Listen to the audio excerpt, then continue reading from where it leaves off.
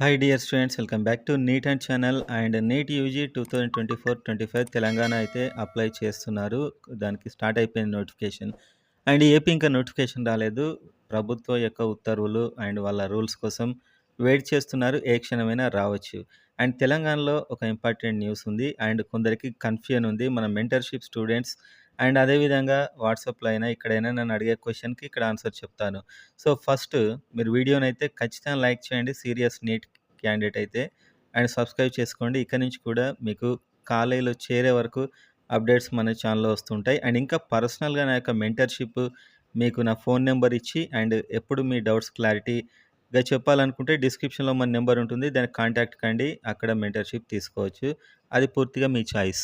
So and ఇప్పుడు తెలంగాణకు సంబంధించి ఒక ఇంపార్టెంట్ అప్డేట్. మనకు మెంటర్షిప్ స్టూడెంట్స్ అయినా కామెంట్లో అయినా అడిగే క్వశ్చన్కి క్లారిటీ అయితే ఇప్పుడు ఇవ్వబోతున్నాను. లోకల్ రూల్ చెప్పాక ఈ గుడ్ న్యూస్ ఏంటో చూద్దాం. సో లోకల్ రూల్ ప్రకారం 9, 10, 11, 12 తెలంగాణలో చదివితే వాళ్ళు లోకల్. అది ఏపీ వాళ్ళు కూడా ఈ 9, 10, 11, 12 జస్ట్ 4 ఇయర్స్ అయినా కూడా వాళ్ళు లోకల్ అవుతారు కొత్త రూల్ ప్రకారం. ఒకవేళ మీరు 11, 12 inter first year second year చదివారు, మధ్యలో 2 ఇయర్స్ ఏం చదవలేదు, అయితే మీరు ఏం చేయాలంటే దీనికి సంబంధించిన రెసిడెన్స్ సర్టిఫికేట్ ఇటువైపు ఉన్న వాళ్ళు తీసుకోవాలి రెసిడెన్స్ సర్టిఫికేట్.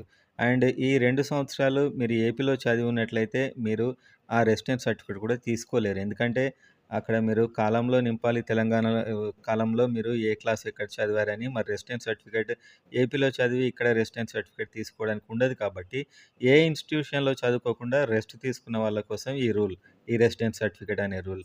సో మిగతా వాళ్ళకు కాదు. ఈ రెసిడెన్స్ సర్టిఫికేట్ మేము పెట్టాలా అప్లై చేసేటప్పుడు అని చాలామంది అడుగుతున్నారు. సో ఈ 2 సంవత్సరాలు అరొక సంవత్సరం ఖాళీగా ఉండి 11, 12 చేసిన వారు అండ్ ఇంకా మిగతాది కూడా ఈ తెలంగాణలో చదివిన వాళ్ళు టోటల్గా ఈ 12th నుంచి 4 ఇయర్స్ ఇది మొత్తం తెలంగాణలో ఉండాలి. వాళ్ళు మొత్తం తెలంగాణలో ఉండాలి. స్టడీ అయినా ఏదైనా తెలంగాణలో ఉండాలి. సో వేరే స్టేట్లో చదివి రెసిడెన్స్ సర్టిఫికేట్ తేవడానికి ఉండదు. సో ఎవరికైనా ఇక్కడ ఒక ఇయర్ బ్రేక్ వచ్చింది స్టడీస్కి అండ్ కాకపోతే తెలంగాణలో ఉన్నారు, ఎక్కడ చదవలేదు, వాళ్ళు ఇక్కడ రెసిడెన్స్ సర్టిఫికేట్ తీసుకోవాలి దీనికి మొత్తం ఈ 4 ఇయర్స్కి.